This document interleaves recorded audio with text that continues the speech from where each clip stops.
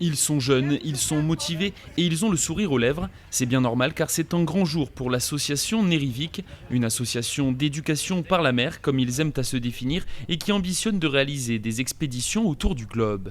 L'idée, c'est de mettre en place des expéditions à la voile pour réaliser des missions d'études de l'environnement et de l'océan et d'embarquer à bord des jeunes qui viennent de milieux défavorisés et qui participent avec nous à la mission et qui sont intégrés à l'équipage. Donc là, ça fait plusieurs mois qu'on travaille à la préparation de la première mission de cette expédition qu'on appelait la mission Nérivic.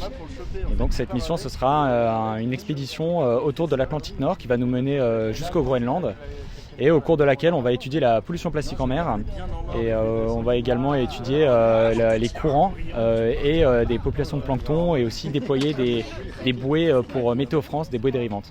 Mais voilà, avant de prendre la mer, il faut évidemment trouver une embarcation. Ce matin, la jeune équipe s'est ainsi rendue au large des côtes toulonnaises afin de réceptionner le Bernic, un ketch avec une coque en acier.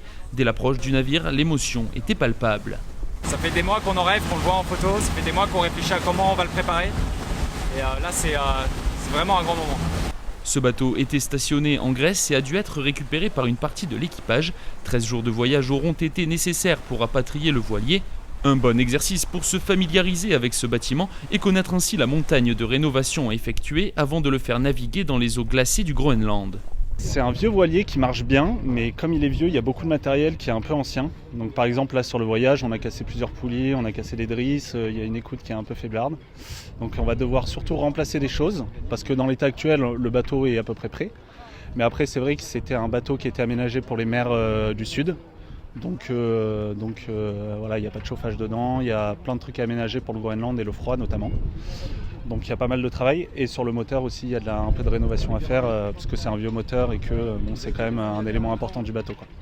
Le mois prochain, le Bernic sera mis à terre afin de subir toutes les rénovations et transformations nécessaires. L'équipage quant à lui prendra la mer en direction du Groenland en octobre prochain pour une mission qui devrait durer 1 an au total.